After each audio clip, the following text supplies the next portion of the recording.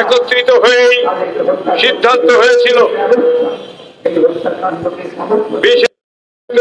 বেতন বোনাস পরিশোধ করা হয় নাই। আমরা অত্যন্ত পরিষ্কার ভাবে ওটাই বলতে চাই, অনতিবিলম্বে বেতন বোনাস পরিশোধ করা না হলে শ্রমিক শ্রেণী আন্দোলন সংগ্রামের মধ্য দিয়েই তার দাবি এবং অধিকার আদায়ের সংগ্রামকে অগ্রসর করে নিয়ে যাবে।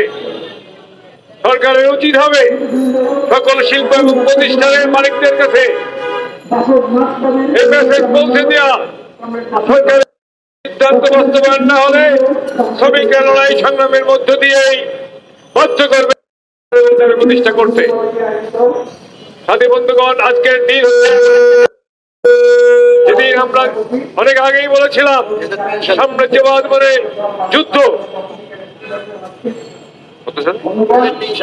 2003 সালে মার্কিন সাম্রাজ্যবাদ ইরাকের উপরে বর্বরিত হামলা চালিয়ে ইরাক দখল করে যে অন্যায় যুদ্ধের সূত্রপাত করেছিল, তার আগে প্যালেস্টাইনে তারা যুগের পর যুগ যে অন্যায় যুদ্ধ নির্যাতন চালিয়ে যাচ্ছে, তারা এখনো সেই তৎপরতা বন্ধ করেনি।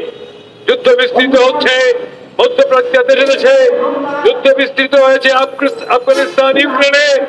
সাম্রাজ্যবাদ, মার্কিন সাম্রাজ্যবাদ, পশ্চিমা সাম্রাজ্যবাদ এবং চীন এবং রাশিয়া সাম্রাজ্যবাদ, এরা সবাই আজকে দুনিয়াটাকে ভাগাভাগি করার জন্য অন্যায় যুদ্ধে মদত দিচ্ছে, অন্যায় যুদ্ধে লিপ্ত।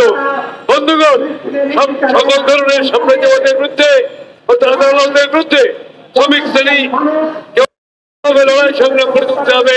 শ্রমিক কৃষক জনগণের মৈত্রীর ভিত্তিতে জাতীয় গণতান্ত্রিক রাষ্ট্র সরকার সমাজ প্রতিষ্ঠার মধ্য দিয়ে সাম্রাজ্যবাদকে পরাস্ত করে শ্রমিক শ্রেণীকে শ্রেণীহীন শোষণহীন সমাজ প্রতিষ্ঠার সংগ্রামের দিকে অগ্রসর হতে হবে।